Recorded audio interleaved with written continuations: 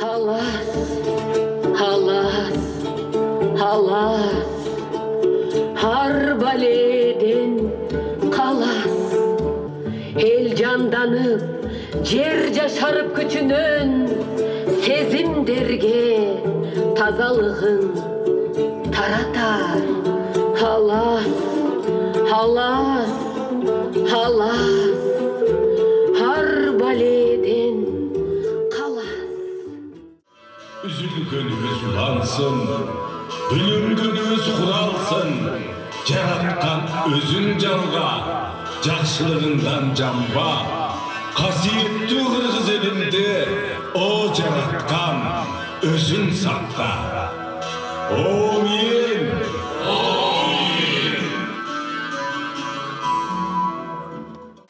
Қымбаттуу қырғызстандықтар, Ордолу Ош Туанынын тургундары, урматтуу мекендештер, табияттын 4 мезгили ырааты менен алмашып, мекенибизде жаздын деми ойгонгон учур. Илгертен эле табият менен таттуу мамиледе жашап келген элибиз бир күнү жылга тете болгон жаздын келишин чыдамсыздык менен күтүшкөн. Ата бабаларыбыз жаңылануунун башаты катары жаздын келишине өзгөчө маани берип, көптөгөн чыгыш элдери менен катар жаз майрамы Ноорузду белгилеп келишкен. Бул күнү кары дебей, жаш дебей, кош өгүз менен буурусун тартып, жер бетине бороз салып бараткан дыйкандын артынан ээрчий, этектериндеги буудайды кочуштап чачып, эртеңкисине кам көрүшкөн.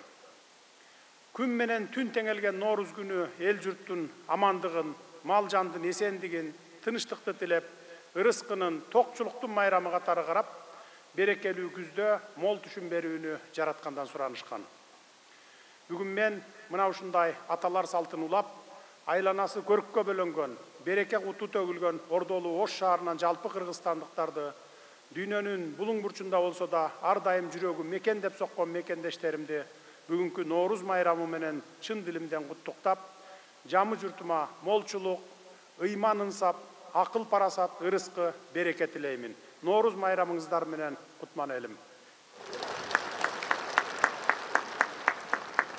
Ош шаары дегенибизде 3000 жылдан ашуун тарыхы бар Ордолу шаар эске келет. Байыртадан жер отолук деңизи, Европаны, жакынкы чыгышты, Памир, Тибет, Кытай жана Индия менен байланыштырып турган Улуу жибек жолунун ири соода борбору катары таанылган Ош шаары жалпы кыргызстандыктардын бирден бир сыймыгы. Калаанын дал ортосунда дүйнө эли суктанган ЮНЕСКОнун баалуулуктарын толуктаган Сулайман тообуз, шаарда аралай аккан ак шоокумдуу ак буура дарыябыз, бабабыз Бабур суктанган Саябан бактуу жайыбыз, эмгекти сүйгөн көп этностуу калкыбыз жана меймандос элибиз менен даңкталган сүйүктүү шаарыбыз кимди болбосун өзүнө тартып турат. Кезинде көз карандысыз мамлекеттердин маданий борбору, түрк дүйнөсүнүн маданий очогу, Улуу жибек жолунун провайдер атыккан шаарыбыздын кадыр баркы, аброю барган сайын артып барат. Сулайман тоо, ак буура менен өзгөчөлөнүп турган мына ушул ыйык шаар көп улуттуу элибизде ынтымак байырлаган баалуулуктарынан алыстабастан учурда саясий, экономикалык, илимий жана маданий багытта өнүгүү жолунда баратат. Урматтуу шаарлыктар, бабалар калтырган дүйнө эли суктанган шаарыбызды бапестеп сактап өнүктүрө берели. Быйыл сыймыктуу Ош шаарыбызга республикалык бюджеттен 2 миллиард 700 миллион сом акча каражаты каралып, ага шаардын 11 көчөсү, тротуарлары, жашыл аймактар менен кошо капиталдык ремонттон өткөрүлөт. Жол оңдоочу техникалардын баары эскиргилиги жеткен экен, тиешелүү техникалар сатылып алынат. Биримдиги, байгерчилиги жана меймандостугу менен айырмаланган Ош шаарын мындан ары өркүндөтөлүт, урматтуу туугандар. Ал эми жалпы Ош облусунун жол инфратүзүмүн жакшыртууга өлкөнүн турукташтыруу фондунан кошумча 4 миллиард сом бөлүнүп берилди. Бул каражатка облустагы 3 стратегиялык автожол, Өзгөн Мырзаке Карагулжа, Ош Баткен Разаков автожолунун Ноокат Кызыл Кыя бөлүгү жана Ош Карасуу автожолу оңдолмокчу. Урматтуу агайын туугандар, жергебизди жараткан Нооруз майрамы быйыл ыйык Рамазан айына туш келип олтурат. Өзүңүздөр билгендей, Рамазан тазаруу деген маанини берет. жаратканга тобо келтирип, жамы журтубуз жан дүйнөсүн арулантып, жалпы Кыргызстандын жаркын келечегине кам көрөлү. Кыргызстандын өсүп өнүгүшү өлкө аймагындагы туруктуу абалдан, бейпил замандан көз каранды. Айтайын дегеним, Кыргызстандын жаркын келечеги элибиздин тынчтыгы менен тыгыз байланышкан чек араларыбыздын чечилишинен башталат. Өзүңүздөр билгендей, мындан 3 жыл мурун коңшу Өзбекстан менен чек арабызды тактоого жетиштик эле, андан соң жеке эле баткендиктерди эмес, жалпы кыргыз журтчулугунун жүрөгүн өйүтүп, Тажикстан менен 1924-жылдан бери бир кылым бою чечилбей келаткан чек ара маселесине түбөлүккө чекит койдук. 4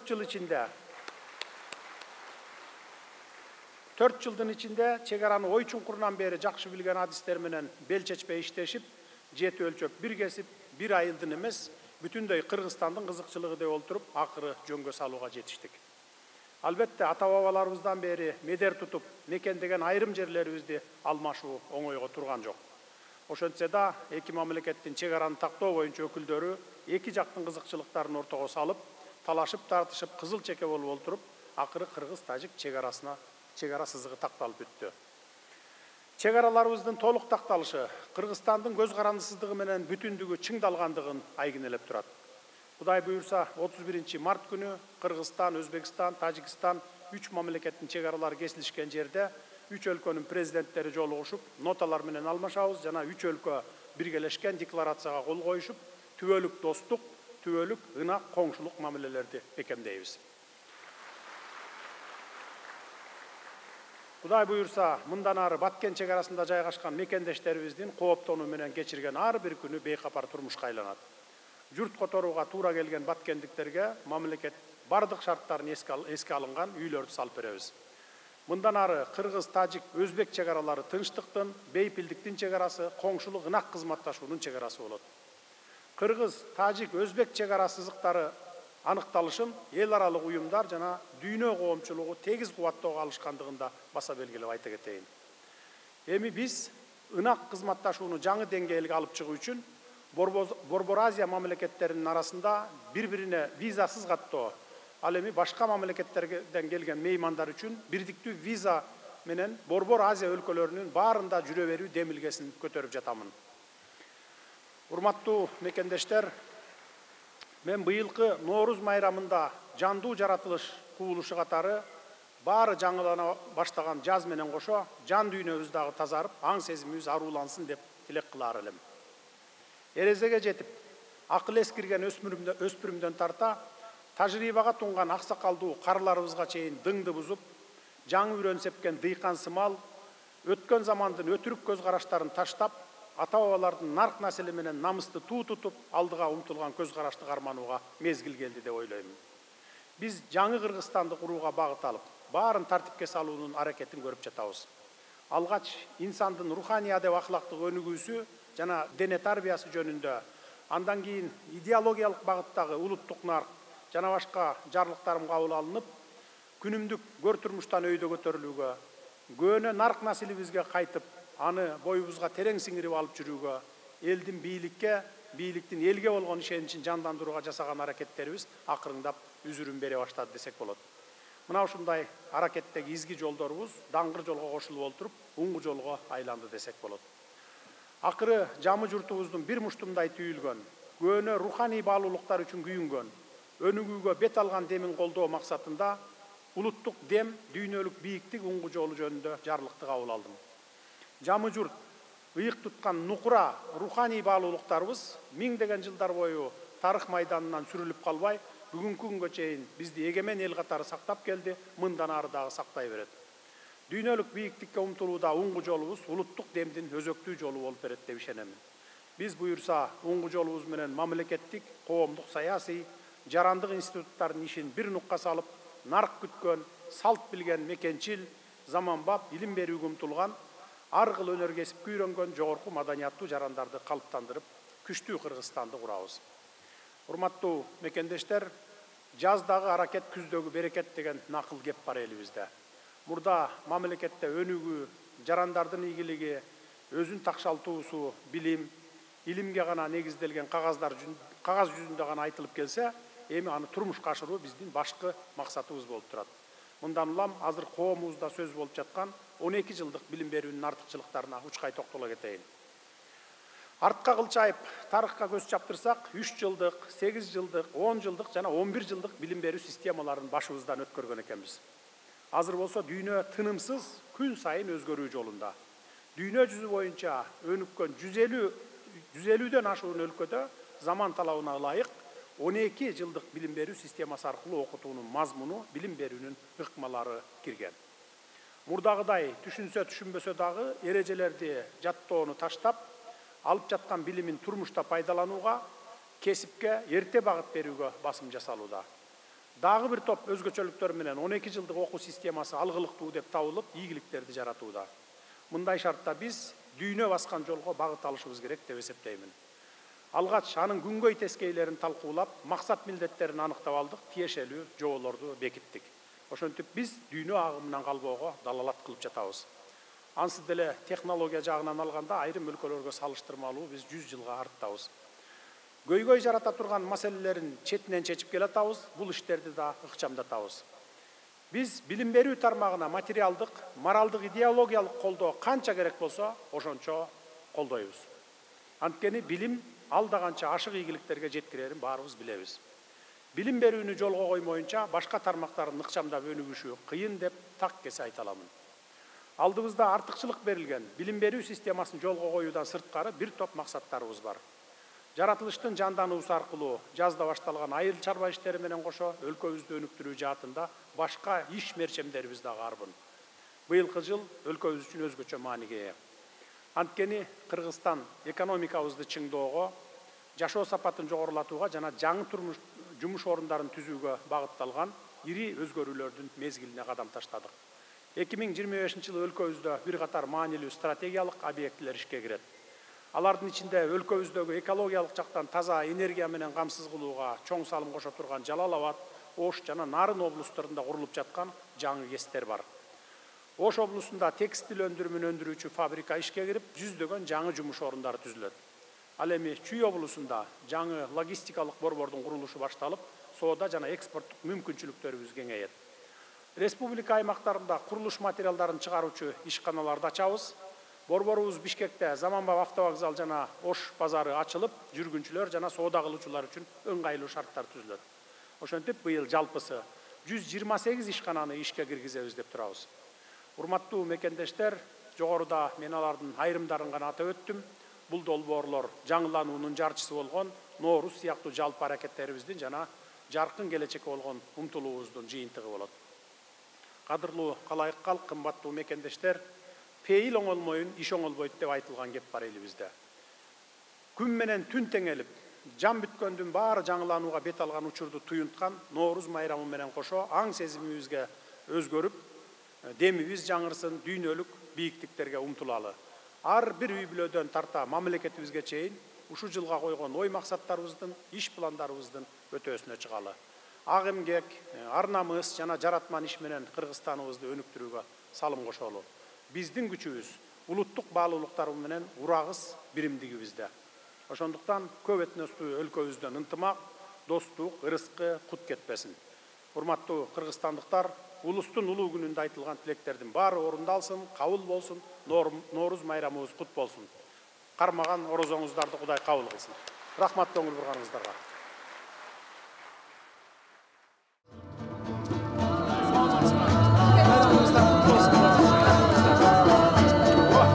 Казак бауырлар турбайбы? Бир тууган калкпыз казак менен кыргыз. Салттарыбыз да окшош, динибиз да, тилибиз да окшош. Бир тууган калкпыз, тынччылык болсун, ортосунда эки элдин ортосунда ынтымак болсун. Канабыз берип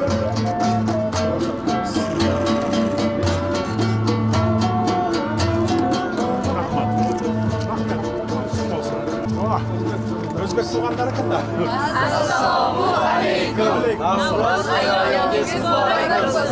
Assalamu alaikum.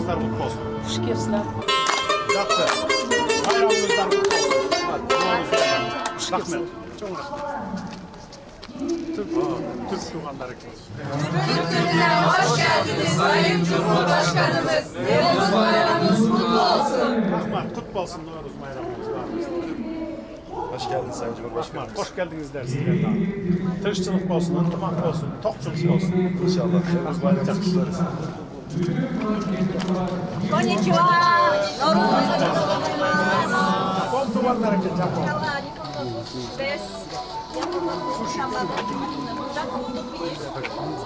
İyilik kalayım.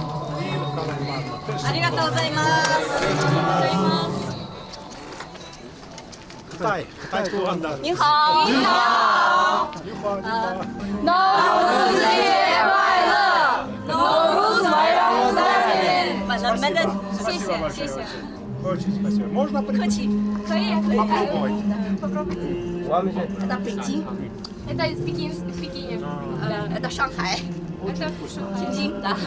非常好。谢谢啊。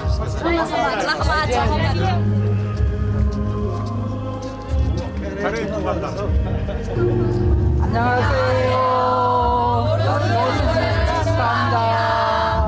Биздин акыркы убакта Корея менен мамилебиз абдан жакындады. Анан барыш келиш катнашыбыз дагы күндөн күнгө көбөйүп атат. 우리 최근에 그 사이에 좋은 일이 많더라고요. İyilik kalayız. Индия О, Индия туğanlar. Саламатсыңар Индия туğanlar. Намасте. Русский шукамнай. У нас есть индусские еда, индусские одежда. Это наша культура, индусский сабат. А здесь есть у нас церемония шахина и секутмой. А это наша бог. Rahmat. İyilik kalayız.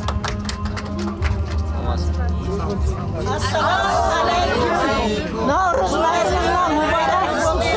Rahmat birге болсын. Уйгурский кухня аябай жакшы болот өзү, жакшы. Мен жакшы көрөм. Шындақ рахмат.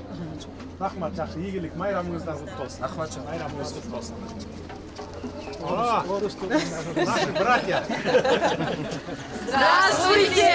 Добро пожаловать в русский шатер! Вышли мы гостей встречать, хлебом солью угощать. Есть у нас такой обычай, с ранних лет он нам привычен.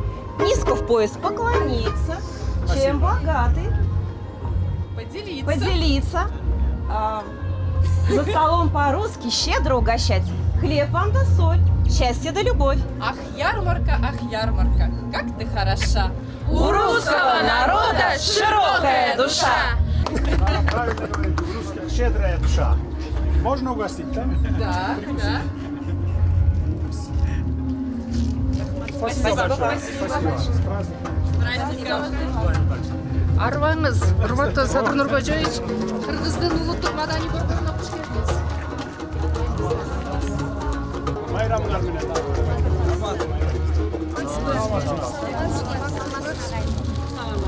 Анда эне сиз эмненин сүрөтү түшүрүүнү айтып берсеңиз.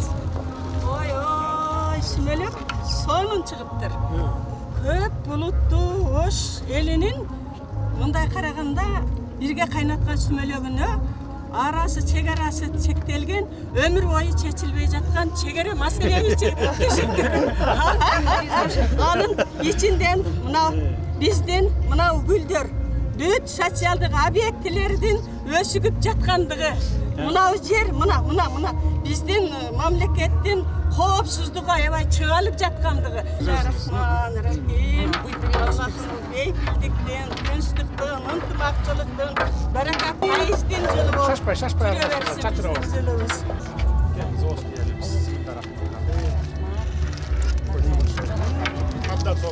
Анда эмесе алаканыбызды жаяйлы. Көктөн көккө жеткирген жараткан Аллабызга шүгүрлөр, чексиз мактоолор болсун. Мекенибиздин түптүүлүгү, эли журтубуздун биримдиги жылдан жылга арта берсин. Жерге бизге кут берекет, оомат түбөлүк орноп, алтын башыбыз аман болсун, ден соолугубуз бекем болсун. Амин. Тынччылык болсун өлкөбүздө. Рахмат. Тынччылык стабилдик болсун. Рахмат.